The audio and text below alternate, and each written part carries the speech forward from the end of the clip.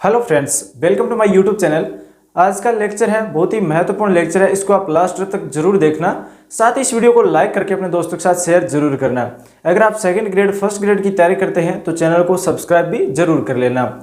आज हमारा 6 number lecture है। इससे पहले हमने 5 वीडियो डाल दी है स्पेशल सेकेंड ग्रेड के लिए, फर्स्ट पेपर के लिए। तो जीके का आज 6 नंबर जो लेक्चर है उसके अंदर हम पढ़ने वाले हैं पूरा का पूरा जो राजस्थान है उसके अंदर कहाँ पर कौन सी वनस्पति है, जलवायु कहाँ पर कितनी है और किस भाग में जनसंख्या कितनी है, और जो क्षेत्र है वो जैसे मरुस्थल में कितना क्षेत्र है, अरावली में कितना क्षेत्र है। तो ये सभी जानकारी आज हम इस वीडियो में देखने वाले हैं, आप लास्ट तक जरूर देखना। आज हम देखेंगे यह राजस्थान का मैप है। जैसा भी है आपको देखना है कि इसके अंदर राजस्थान के मैप के अंदर जो मरुस्थल है इस साइड में है, बीच में से जो अरावली है वो गुजरती है। इस साइड में दक्षिणी पूर्वी पठार है, पूर्वी पठार है। तो इसके अंदर हम देखने वाले हैं सबसे पहले उत्तरी पश्चिमी मरुस्थल। ये जो क्षेत्र है राजस्थान के मैप के अंदर उत्तरी पश्चिमी जो मरुस्थल है उसके अंदर जो थार का रेगिस्तान है, ये आपको पता है राजस्थान के अंदर जो जैसलमेर जिला है जहाँ पर सम जो उसका एक भाग है, सम क्षेत्र है, जो महान मरुस्थल है वहाँ पर, यानी सबसे ज़्यादा पूरा का पूरा जो मरुस्थल है वो सम राजस्थान का एक क्षेत्र है, भाग बोल सकते हैं उसको, स्थान बोल सकते हैं राजस्थान का। ये जैसलमेर जिले के अंदर है। तो वहाँ पर क्या है, महान थार मरुस्थल है। उसके बाद में देखिए जो थार का रेगिस्तान है ये एक जो पश्चिमी क्षेत्र है राजस्थान का, उत्तरी पश्चिमी क्षेत्र, उत्तरी भी शामिल है और पश्चिमी शामिल है इसके अंदर। तो ये उत्तरी पश्चिमी का जो क्षेत्र है ये थार का रेगिस्तान कहलाता है, ठीक है। उसके बाद में इसकी बात करें तो थार के मरुस्थल के अंदर एरिया की बात करें तो यहाँ पर एरिया आने वाला है 61.11%। राजस्थान का जो क्षेत्रफल है उसका 61.11% जो एरिया है वो उत्तरी पश्चिमी मरुस्थल के अंदर आता है। पॉपुलेशन की बात करें, जनसंख्या की बात करें तो 40% जनसंख्या है वो राजस्थान के उत्तरी पश्चिमी मरुस्थल भाग में है। राजस्थान की 40% जनसंख्या उत्तरी पश्चिमी मरुस्थल भाग में है जो सर्वाधिक है। यानी कि जितने भी पार्ट है राजस्थान के उत्तरी पश्चिमी अरावली है, दक्षिणी पूर्वी पठार है, उनमें देखें तो सर्वाधिक जो जनसंख्या है वो मरुस्थल में है, उत्तरी पश्चिमी मरुस्थल के अंदर है सर्वाधिक जनसंख्या। उसके बाद में बात करें जो मरुस्थल है, जो कुल मरुस्थल बोलते हैं हम, जो पूरा पूरा मरुस्थल है उसके अंदर कोई भी जो पहाड़ है वो नहीं है, मैदान भी नहीं है। तो उसकी बात करें तो 2/3 मरुस्थल है, यानी कि राजस्थान के उत्तरी पश्चिमी भाग के अंदर 2/3 भाग के अंदर लगभग 2/3 भाग में टोटल का टोटल मरुस्थल है। उसके बाद में अवशेष की बात करें तो उत्तरी पश्चिमी जो मरुस्थल है ये अवशेष है तेतीस सागर का, तेतीस सागर का अवशेष है। जलवायु है यहाँ पर शुष्क जलवायु है। उसके बाद में इसके अंदर थोड़ी सी बात हो रहा है, यहाँ पर जो बीकानेर जिला है, यहाँ ये जो क्षेत्र है वो है अर्धशुष्क, ये अर्धशुष्क के अंदर आता है, अर्धशुष्क। और यहाँ पर जो वनस्पति है वो है स्टेपी प्रकार की। ये क्वेश्चन पूछा गया है राजस्थान पुलिस के अंदर, ये क्वेश्चन पूछा गया है कि अर्धशुष्क जो जलवायु है वो कहाँ पर है, बीकानेर के अंदर है और स्टेपी प्रकार की जलवायु है। हम राजस्थान के जो पश्चिमी क्षेत्र है इससे आगे बढ़ेंगे। देखिए यहाँ पर है जो इसकी जो जलवायु है वो शुष्क है, उसके बाद में अर्धशुष्क है, फिर यहाँ पर जो पर्वतीय हो जाएगी क्योंकि अरावली है, तो वो तो आगे देखेंगे। फिर इसमें देखिए जलवायु शुष्क हो गई, मरुस्थल के अंदर वनस्पति है वो मरुद्भिद है। वनस्पति कौन सी है यहाँ पर, रेगिस्तान के अंदर मरुद्भिद है। उसके बाद में बात कर लेंगे हम मरुस्थल के अंदर जो क्षेत्र आते हैं, बीकानेर, जोधपुर, बाड़मेर, जो पूरे के पूरे मरुस्थल के अंदर है ये जिले हैं, बीकानेर है और चूरू का कुछ भाग है, गंगानगर का कुछ भाग है। तो ये क्षेत्र हैं। आप जो एरिया बताएंगे तो उसके हिसाब से आप देख सकते हैं कि मरुस्थल कहाँ पर है। तो इसके अंदर आपको याद रखना 61.11% एरिया है और 40% जनसंख्या निवास करती है और शुष्क जलवायु है और वनस्पति है मरुद्भिद। इतना आपको मरुस्थल के अंदर याद रखना है। एक राजस्थान के अंदर अगर मैप के अंदर हम देखें तो राजस्थान के अंदर आरक्षित वन की बात करें, जो आरक्षित वन है उनका परसेंट है 37.05% है आरक्षित वन। ये क्वेश्चन इन तीनों में से क्वेश्चन कई बार पूछे जाते हैं राजस्थान के अंदर। जो भी एग्जाम होते हैं, सीईटी, राजस्थान पुलिस के अंदर पटवारी का होता है, ग्राम सेवक का होता है, ये सभी जो एग्जाम होते हैं, रेट के अंदर भी ये क्वेश्चन कई बार पूछ लिया गया है। रक्षित वन कितना परसेंट है राजस्थान के अंदर, तो 56.43% है। अवग्रीकृत जो वन है वो है 6.52%।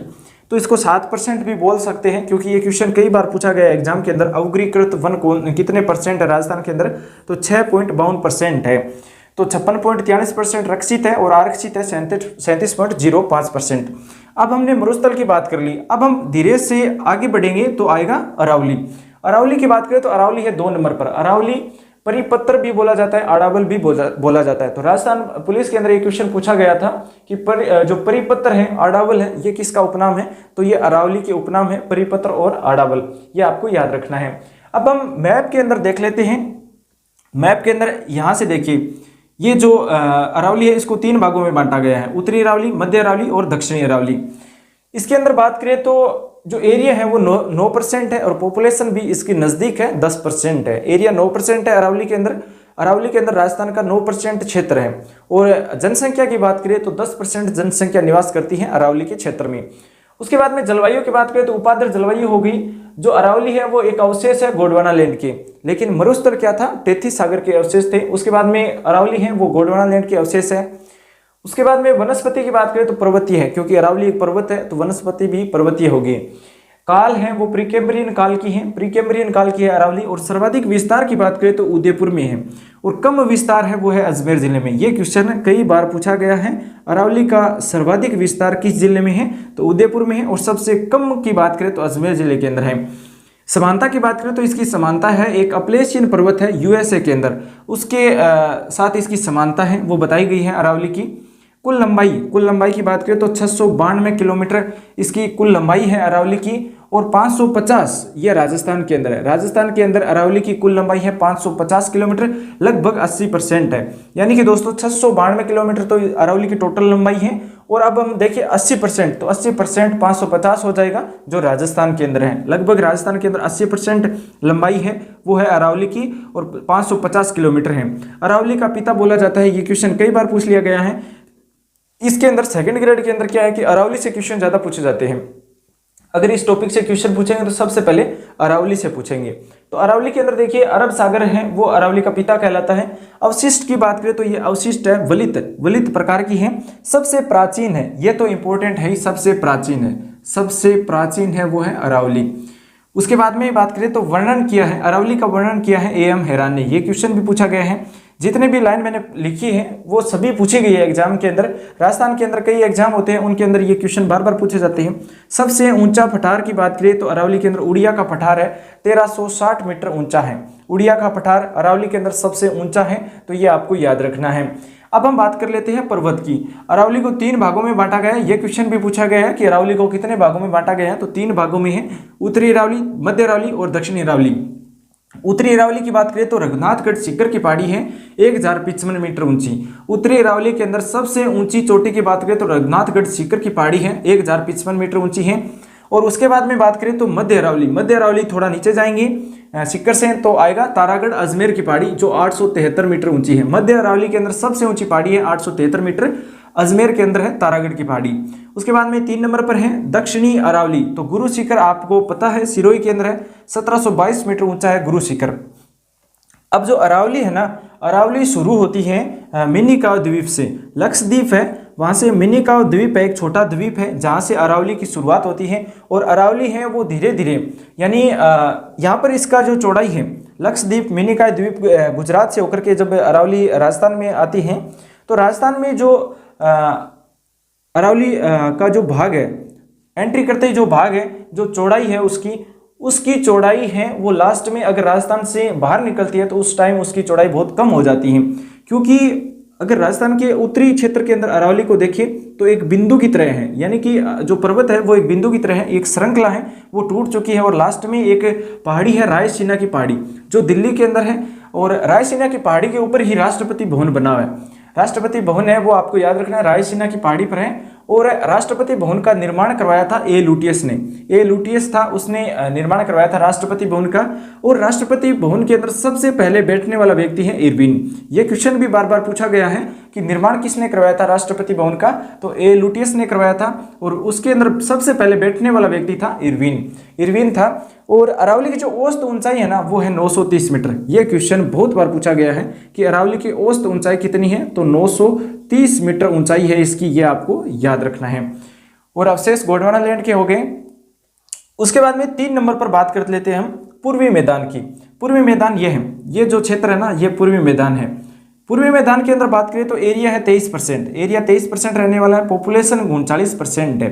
आप देखेंगे तो देखिए ये जो मरुस्थल है, मरुस्थल में क्या है, क्षेत्रफल ज़्यादा है लेकिन जनसंख्या कम है, क्योंकि क्षेत्रफल के मुकाबले यहाँ पर जनसंख्या कम है। क्षेत्रफल तो 61% है और जो पॉपुलेशन है वो 40% है। जैसे ही हम थोड़ा आगे बढ़ेंगे तो अरावली के अंदर लगभग समान सी है, एरिया 9% है, पॉपुलेशन 10% है। उसके आगे बढ़ेंगे तो पूर्वी मैदान आएगा, उसमें एरिया तो 23% है लेकिन पॉपुलेशन है वो हाई है, क्योंकि एरिया कम हो रहा है और पॉपुलेशन बढ़ रही है।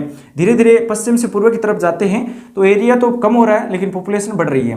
तो पूर्वी मैदान के अंदर 23% एरिया है, पॉपुलेशन 39% है राजस्थान के हिस्से का। अवशेष की बात करें तो जो टेथीस सागर है ना, वो है पूर्वी मैदान। पूर्वी मैदान है वो अवशेष है टेथीस सागर के। जलवायु है यहाँ पर आर्द्र जलवायु। वनस्पति की बात करें तो पतझड़ वनस्पति है, पतझड़ वनस्पति है पूर्वी मैदान के अंदर। अब हम बात कर लेते हैं दक्षिणी पूर्वी पठार की।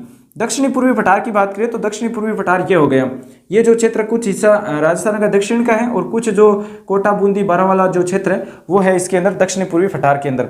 दक्षिणी पूर्वी पठार की बात करें तो एरिया तो यहाँ पर कम हो गया, 7%, 6.89% है, लेकिन इसे 7 भी बोला जाता है लगभग। और पॉपुलेशन है यहाँ पर 11%, ये आपको याद रखना है। ये कई बार इसका क्वेश्चन पूछा गया है, एरिया कितना है दक्षिण पूर्वी पठार में, 7% है, पॉपुलेशन 11% है। वनस्पति है यहाँ पर सवाना प्रकार की और जलवायु है यहाँ पर अति आर्द्र जलवायु है। अवशेष है वो है गोंडवाना लैंड की। मिट्टी है काली, कपारती और रेंगुर। फसल है आपको ये याद रखना है अशोक, ये एक ट्रिक है।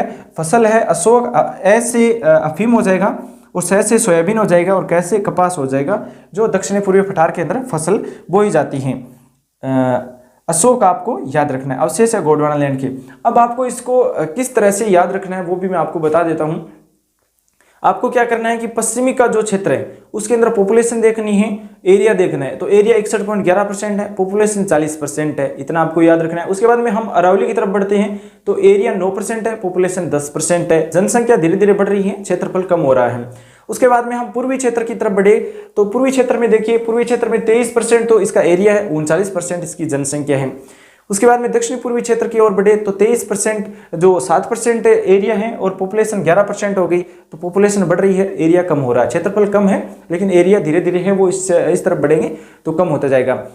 तो अब इसकी बात करें तो जो मरुस्थल है इसके अंदर तो जो शुष्क जलवायु है इसकी, और इसके अवशेष टेथीस सागर के हैं। टेथीस सागर याद रखिए, पहले आएगा टेथीस सागर, उसके बाद में गोंडवाना लैंड, फिर टेथीस सागर, फिर गोंडवाना लैंड। ये आपको याद रखना है। मरुस्थल में टेथीस सागर, हम जैसे अरावली में बढ़ेंगे तो गोंडवाना लैंड आ जाएगा, फिर अरावली को पार करेंगे तो फिर टेथीस सागर आ जाएगा, फिर हम दक्षिण पूर्वी का जो क्षेत्र है अति आर्द्र वाला वहां पर फिर गोंडवाना लैंड आ जाएगा। तो इस तरह से आपको याद रखना है। फिर शुष्क, अर्धशुष्क, उपाद्र, आर्द्र, अति आर्द्र, ये आपको याद रखना है। शुष्क है वो मरुस्थल, फिर अर्धशुष्क है, थोड़ा सा आगे बढ़ेंगे बीकानेर वाला क्षेत्र, अर्धशुष्क स्टेपी प्रकार की वनस्पति है। फिर हम यहाँ पर जो पर्वतीय है, अरावली है पर्वतीय, यहाँ पर क्या हो जाएगा, उपाद्र हो जाएगा। फिर आर्द्र, अति आर्द्र, आर्द्र हो जाएगा, पूर्वी क्षेत्र में अति आर्द्र हो जाएगा। ये जो क्षेत्र है काली मिट्टी वाला, जो कोटा बूंदी बारावाला, ये अति आर्द्र वाला है। यहाँ पर काली मिट्टी अधिक है तो यहाँ पर जो फसलें हैं वो भी अधिक होती है। पानी की मात्रा भी यहाँ पर अधिक है क्योंकि चंबल नदी है वो इसी क्षेत्र से गुजरती है। तो चंबल नदी को भी हमने पढ़ लिया है। अगर आपने ये जानकारी इकट्ठी कर ली तो इनसे क्वेश्चन है वो सेकंड ग्रेड के अंदर जरूर आने वाला है। इस वीडियो को अपने दोस्तों के साथ शेयर कर लेना। आप चैनल पर नए हैं तो चैनल को सब्सक्राइब कर लेना, क्योंकि first grade, second grade, CET जितने भी एग्जाम होते हैं राजस्थान के अंदर तो इनसे क्वेश्चन जरूर पूछा जाता है। चैनल पर नए हो सब्सक्राइब कर लेना। इस वीडियो को लाइक करके अपने दोस्तों के साथ शेयर जरूर कर लेना। Thanks for watching. आपका दिन शुभ हो।